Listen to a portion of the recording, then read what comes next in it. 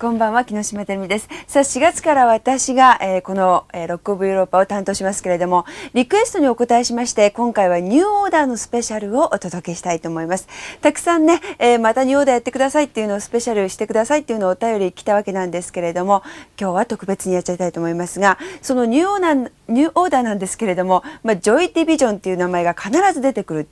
この関係なんですけれども、ジョイ・ディビジョンというバンドに、ヤン・カーティスという素晴らしいアーティストがいまして、彼が、自殺という、ちょっと悲しいことで抜けた後にニューオーダーというのが結成されたわけなんですね。そして改めてこのジョイ・ディビジョンのアルバムをお家に帰って聴いてみましたら、ソフトセルとかいわゆるあの当時のテクノポップニューウェーブと言われる時代を、本当にこのバンドはちゃんと分かってたというか、そのルーツになってたという感じがするんですよね。ですから今日は、ジョイ・ディビジョン含めニューオーダー含めさまざまなところからニューオーダーというグループを見ていきたいと思います。それではニューオーダースペシャルたっぷりと楽しんでくださいね。どうぞ。You never used to do interviews. We don't. Now, why the change? Are you surrendering all your old mystique? Not really. I mean, the time when we used to do interviews, the reason that we didn't do interviews is because we always got asked the same questions, really. And Which were what? To do with Joy Division? Yeah, everybody Yeah. wanted to know about Joy Division, Ian, what are you going to do now? Are you going, Yeah. It just seemed a waste of time. You just got fed up with it. I mean, the one question that people always ask you now is, why don't you do interviews? It's a long time now since Joy Division Yes, it is. and since Ian's death. So, I mean, presumably you've got a better perspective on all the things that you were doing then. I mean, you were such a worshipped group, the sort of ultimate cult group when you were Joy Division, and I mean, obviously because of his suicide, he became even more of a cult figure, probably. I mean, what was the real significance of Joy Division, do you think? I don't know whatever it was. I think it sort of became a lot more than it actually was, really. It was sort of you become a myth, which was another of the names actually, which could have been called New Order, Myth. It's just, it was so, it's all from outside. People, are fascinated by death especially, and suicide most of all, which I suppose everybody's guilty of it to some extent. I mean, you can't help, everyone's got a sort of morbid streak about them, which is all right, but it just got too much, really. It's the same thing as not doing interviews. It's ridiculous. What are these people going on about? Extraordinary records, though. I mean, Intense and all the rest of it. Did that come from the meeting of the four of you, or was a lot of that from him? No, I'd say no. It was the four of us, really. I mean, Ian just did the words. Can you listen to those things now? Do you ever listen to Joy Division? Well, I'm glad you asked me that, actually, because I had to listen to it. Good plug here. We're actually doing, like we've done with New Order Substance, which is like all the singles. There's going to be a Joy Division Substance sort of soonish, which is the same sort of thing, all the singles, like all the stuff that you can't already get on an album, you can only get on a single, putting that out. And I listened to it the other day, and it got better towards the end. Because we like putting stuff from Ideal for Living on, which I like. How did you feel though, listening to it? I mean, was it poignant, or were you kind of going, oh my god, I played that so badly? Or? I always do that anyway. I think that's one of the problems of listening to your own records. You can never hear the good bits, you can only hear the bad bits. That's really nice. I mean, I listen to Closer. I like that a lot. It's just really hard, like sort of going back and organising history into something that you can put out. It's pretty difficult. I thought it'd be very easy because the New Order one was sort of everything just fell into place, but the Joy Division one seems a bit more difficult because there isn't a definite ending. it just sort of stops. A lot of people, in fact virtually everybody, sort of had this idea of Joy Division as being like really, I don't know, depressed young men, full of angst and all that, which actually wasn't true at all. A lot of people thought the music was gloomy. A lot of people thought Manchester's gloomy. I mean, it's not really. People have got to call you something, and it just happened that was a very handy tag to stick on, as I don't think it was really true at all.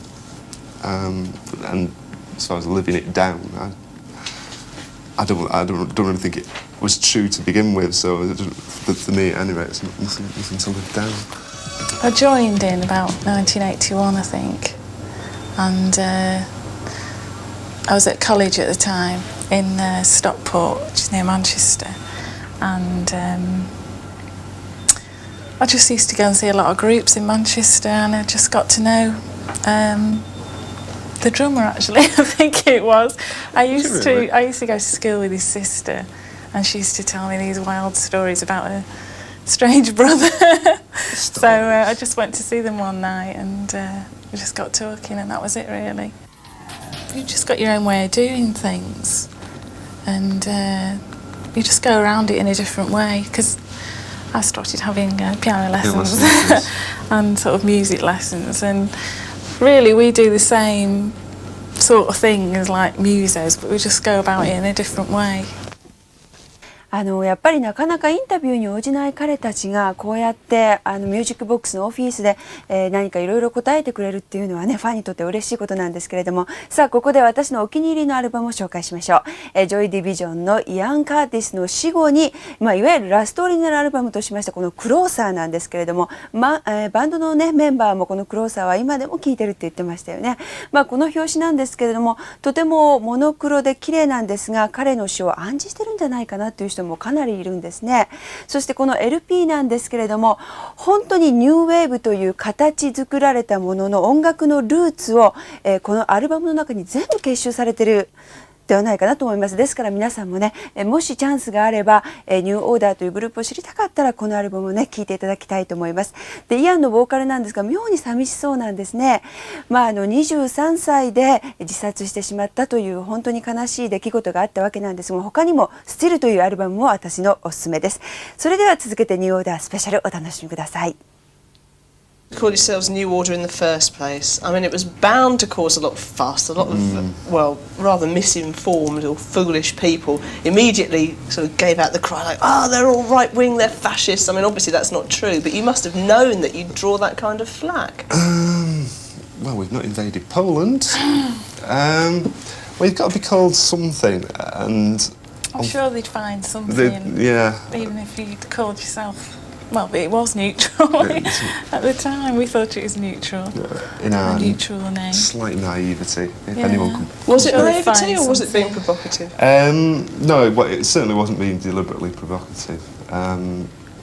Really, we're just terrible at names and titles, lyrics being, I don't know, what's the word, the use of language, I suppose. Titles... really bad at it, really, and like some of the other ones, the Witch Doctors of Zimbabwe, I couldn't really imagine the alternative. What it could be, the Witch Doctors of Zimbabwe or New Order. What do you want? I think it'll be New Order, thank you. Given that there's still a body of people that see you as kind of long raincoat merchants or something, I suppose, to see you all leaping about in Bon Jovi fright wigs, I mean, whose idea was that? No, it's got nothing to do with the finger point. No, it hasn't. It was our manager's idea. Yes. Because we had to come up with an idea for the video, and it was something that we'd never even we'd attempt. No, he'd had the idea for a bit. It's a result of watching videos on telly a lot in America, and after a bit you begin to realise that actually what you're watching is the same video as the last one.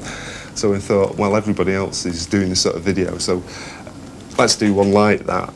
But the problem is that you could do one that was sort of like overtly funny, but it'd end up being like Spinal Tap or bad news or whatever. So we thought, well, we'll try and be a bit serious about it, and then it'll be funny because it's us that are doing it, because it's not what we normally do. And like some people watch it and think, oh look, another heavy metal band. You know, if they didn't know who you were, and other people would think, New Order, what that? Oh, I don't really like. Oh, I'm getting rid of my green Mac now. And that was really why we did it. I mean, it was sort of. Rob kept saying, you don't have to act, you know. Yes, so now we're in equity now. Are we actually actors? What did it feel like once you're actually, I mean, obviously you didn't have the huge roaring stadium crowd there, but up on that stage with the battery of lights behind you in those costumes, I mean, did you feel absurd, self-conscious, or did you feel like monsters of rock? Hamsters of rock would be more like it. What was the significance of the nasty business in the car in that video? I'm glad you asked. I've no idea. No idea. No idea at all. We didn't really want it, did we? No. I wondered if the director was trying to say something about the innate sexism and violence in heavy metal videos. Well, that's the like obvious that. thing. Possibly. Basically, like. We did a lot of research. I mean, you can tell. It's so embarrassing having to go out and buy heavy metal videos. No, it's not really. People think I'm anti-heavy metal or anything.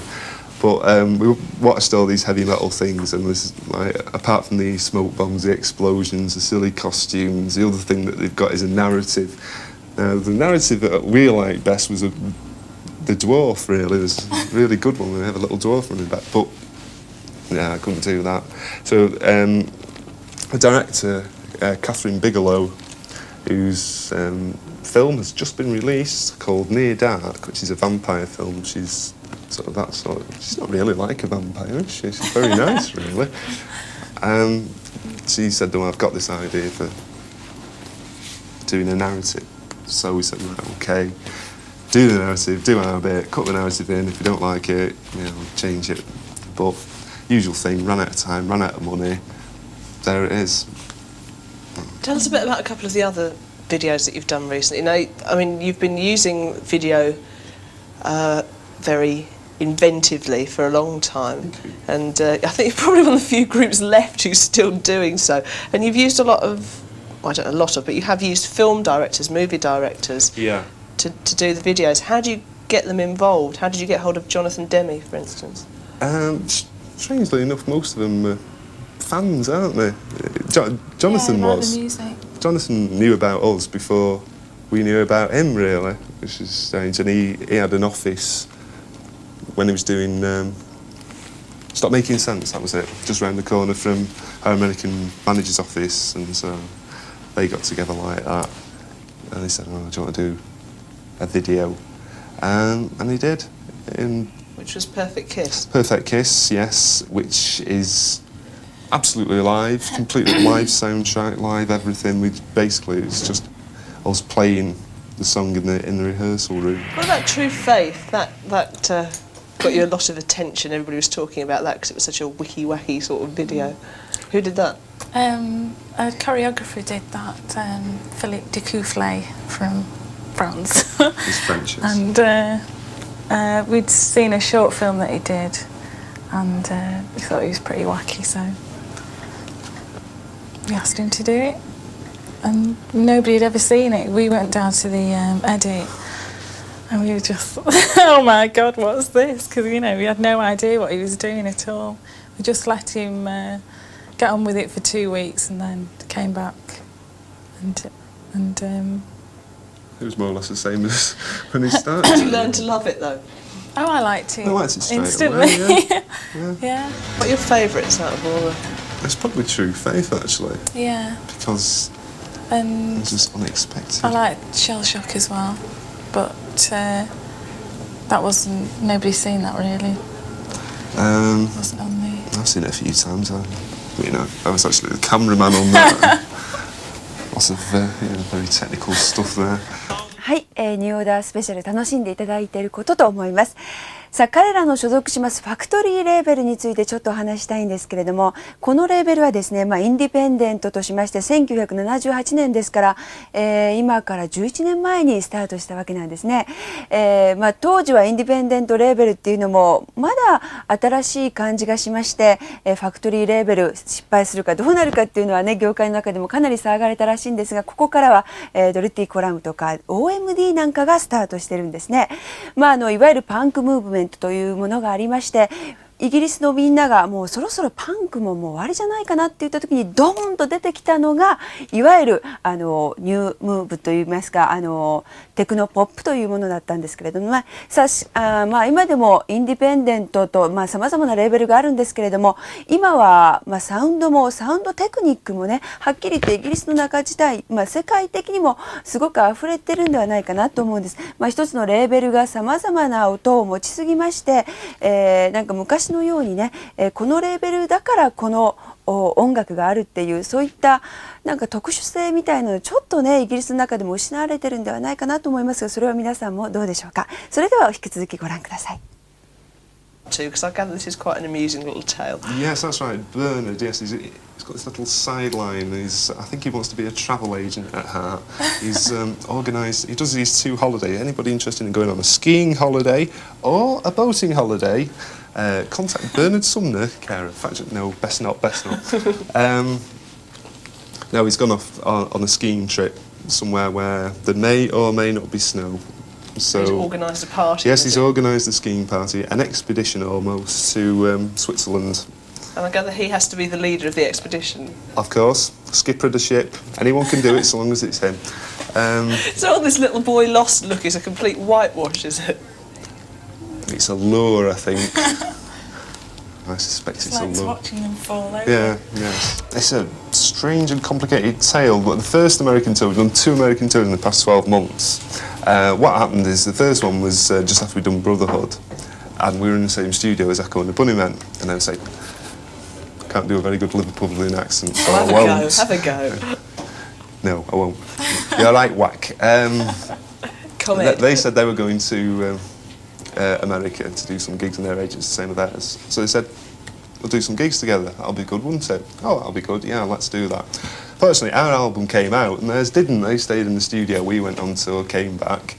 Then their album came out, and they said, we're going to America in a bit. Do you want to go and do some? So we said, OK. So we ended up doing 1 tour on our own, and the last tour we did with Echo and the Bunnymen. So really, it was sort of, there should only have been 1, I suppose, but we ended up doing 2. How are you perceived? How are bands like yourselves and Echo and the Bunnymen perceived in the United States, do you think? As British merchants of gloom or something like that. Yeah. Surprisingly enough, you get a lot of young kids coming to see you. I mean, you would expect to see all these. Yeah. I don't know what they have instead of green raincoats and green surfer shorts, I suppose. No, it's quite encouraging because you do, every time you go, you sort of find that, if anything, the audience gets younger and come to see you, which is quite nice because we keep getting older. People who dance and things. People who dance, yes. Are you dancers yourselves, by the way? I mean, you make dance records. Are you to be seen strutting your stuff down at the Hacienda or whatever? Well, it's me back, you know. No, not really. Not unless it's sort of. How many vodkas is it? Nearly half a bottle. So I can attempt anything vaguely physical. But it's just sort of trying to get to the toilet, I think, you know, in a rhythmic fashion, through. On the dance floor. So apart from this Joy Division substance, Greatest Hits I nearly called it, coming out this year, what are your plans? Any New Year's resolutions come to that? Write at least 1 song before Christmas. Plans, yes. We're currently working on an idea. No, we're trying to writing an album which hopefully should be out when we finish it, probably about summertime. It's a tortuous process then? You make it sound like a bit of a slog. Just lazy gets, basically. Yes, that's it. No, the music's all right. It's hard to do the what you end up with is lots of little ideas that never actually get finished off until you've really got to finish them off, which is about 5 weeks before the record comes out. Got to do it now. Oh, all right then. You're going to be touring as well? Have you had enough of that for the time being? I think we will be touring we soon. will be touring it, yeah. But I think we'll get the album out of the way first. We should be going to Brazil this year, so looking forward to that. Are you? Yes. 今日のスペシャルはいかがでしたか？ニューオーダーになってからねファンになったっていう人もたくさんいらっしゃるかと思いますが、ジョイ・ディビジョンとの兼ね合いなんかもね今日はたっぷり見ていただけたんじゃないかなと思います。さあニューオーダーと言いますと最新のアルバムがこちらテクニックなんですが、こちらの方からはファインタイムとかねラウンド&ラウンドがもうすでにチャートアタックでもおなじみです。さあニューオーダーについてのイアン・カーティスの影っていうのはあまりにも大きすぎて、彼たちが本当に大変だったと思うんですね。そのイアン・カーティスの影を追っ払うといいますか、自分たちの地位を築くために、しかしこの8年間ニューオーダーとしてのオリジナリティとしての不動の地位を築き上げたってことに、このバンドの凄さを感じます。さあそれでは最後なんですけれども、最後はですね、ラウンド&ラウンド、こちらの方はもうテクニックからのアルバムなんですが、こちらでお別れしたいと思います。それでねお便りなんかもたくさんいただきたいと思いますが、お便りはこちらに出ておりますのでよろしくお願いします。さあ皆さん今日のねニューオーダーの特集いかがでしたでしょうか？改めてまたレコードなんかも聞いてください。お相手は木下てるみでした。バイバイ。Music Box. Music Box. Music Box.